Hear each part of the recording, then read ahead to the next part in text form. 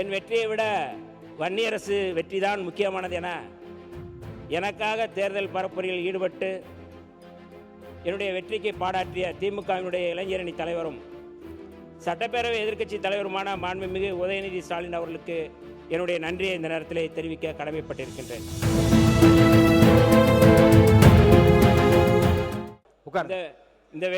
இந்த வெற்றியை சாத்தியப்படுத்தி உங்களுடைய வேண்டுகோளுக்கு இணங்க அம்மா என்று நான் சொல்கின்றேன்.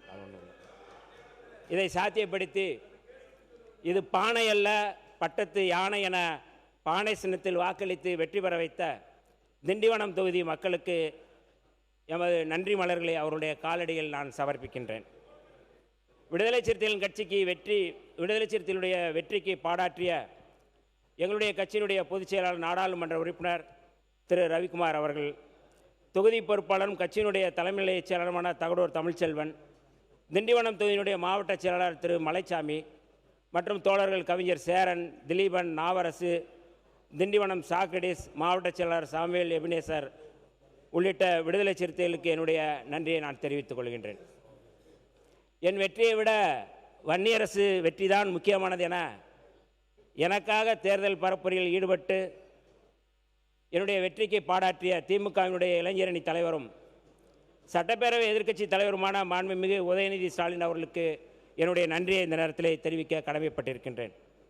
அதேபோல் ஆசிரியர் வீரமணி ஐயா அவர்களுக்கும் இந்த இடத்திலே நான் நன்றியை சொல்ல கடமைப்பட்டிருக்கின்றேன்.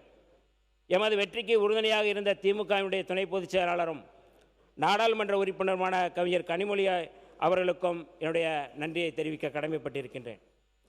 அதேபோல் முன்னாள் அமைச்சர் சட்டமன்ற உறுப்பினர் மரியாதைக்குரிய அண்ணன் தங்கம் தென்னரசு அவர்களுக்கும் என்னுடைய நன்றியை தெரிவிக்க கடமைப்பட்டிருக்கின்றேன்.